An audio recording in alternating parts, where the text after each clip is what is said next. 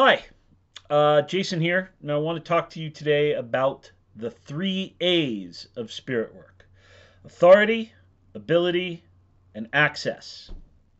So, authority, very simply, is the power by which you call up, commune with, and if necessary, command the spirits. Why would they listen to you? Why should they even pay attention to you? This is authority. Ability, the capacity to sense the spirits, to make sure that the spirits sense you, something that people don't always talk about. And also the ability to effectively communicate. You can have all the authority in the world, but if you don't have the ability, then it's just you shouting at the air and hoping something is listening. And sometimes it shakes out and sometimes it doesn't. And then the last thing is access. Not just one method, but a variety of modes of entering into pacts and relations. Think about all your human relations, right? They take on a variety of forms. There's not just one form, right? You don't just have a love partnership relationship with every person in your life. You only have it with one or a few people in your life. You don't have an employer-employee relationship with everyone in your life. You don't have a friend relationship with everyone in your life. You don't have an acquaintance relationship. So why do people think that there should only be one kind of relationship that you have with spirits, be it conjuration and constraint, or supplication, or offerings, or whatnot? You kind of have to have an ability to use different types of access for different types of spirits in different situations. Does that make sense? Well, while I've got you thinking about those things, I'm bringing them up because the authority, the ability, and access are what I call the fruits of the Black School program. And the Black School program, if you don't know, is a system that I've worked out through my Cyprianic work of using different modes of authority, different modes of access, and different modes of cultivating ability into a nice, tight, and what a student today described as a very elegant system of spirit work. And so in the Black School, cultivating these allow us to operate in the liminal areas between heaven and hell, angelic, demonic, pagan, and Christian. When you're done with the Black School, you'll know how to evoke and exercise spirits through constraint. You'll know how to invite and entice spirits through equitable exchange. You'll know how to send requests to spirits and access them without necessarily a back and forth, a la spell work. And more importantly, you'll know how and why to use any of these methods. I'm going to give you a quick rundown of how we attain the three A's lesson by lesson, if that's okay with you. But if you know already you're not interested in the Black Schools, then you can stop paying attention, because the rest of this is kind of an inside look at the Black School. So lesson 1, Cave, Cross, and Skull. We teach exercises to establish your position in a chain of command that grants spiritual authority, and another for awakening your ability to sense the spirits. So we're working on authority and ability together right at the beginning. Lesson 2 is called the 3 nails and the 3 oils, and it's here you learn to express the authority that you've gained through the ability you've gained in lesson 1. That takes you through the first month. Lesson 3 is called the Father of the First Flame.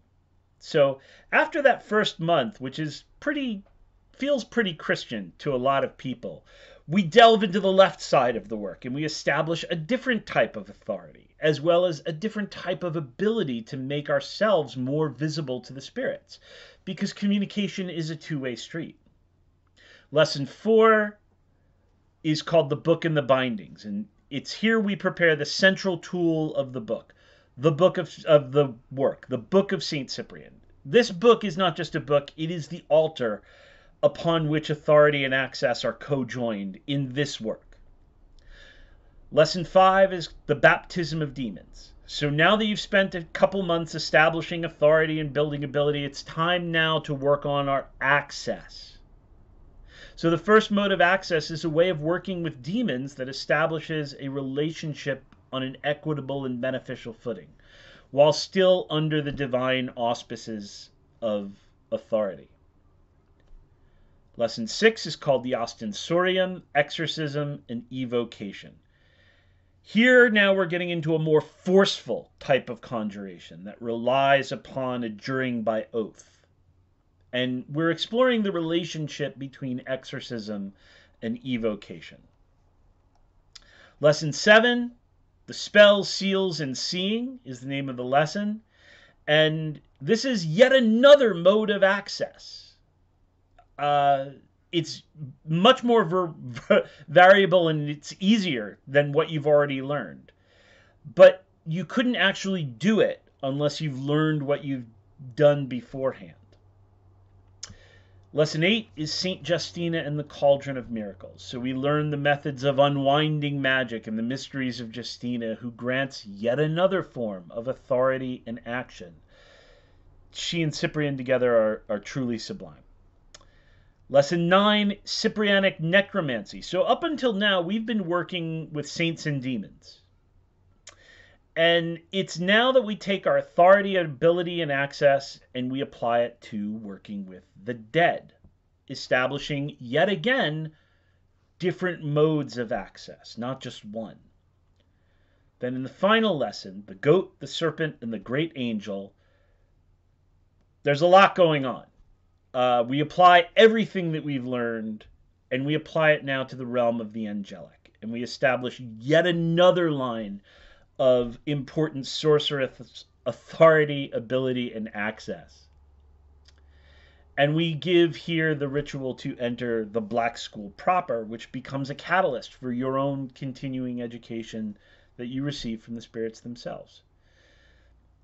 From there, you can move on to a part 2 called Spirits and Spells of the Black School, or you can just continue on your own because you will have the authority, ability, and access of the Black School program to do that. I shouldn't say that you will have it. If you do the work, you will cultivate authority, ability, and access. Because you don't get these things from attending a class. You get them from doing the work. You don't get them from reading a book. So even if you decide, nah, this isn't my cup of tea, if you're involved in any kind of spirit work at all, you should be asking yourself, how am I establishing any kind of authority in this work? What is it based upon?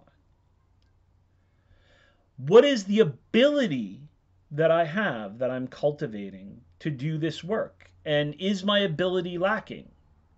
Nothing's worse than conjuring a spirit and the spirit kind of being there going, yes, yes, yes, and you not being able to sense the spirit at all.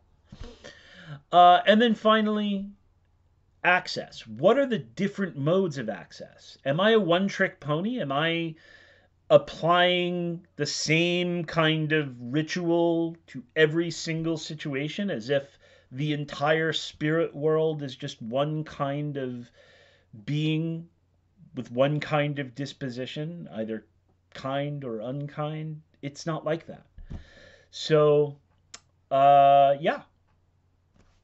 That's what the Black School is about. But even if it's not your cup of tea, think about these 3 things: authority, ability, and access. And ask yourself the question, how am I cultivating these? It's important stuff. All right, that's it. Thanks.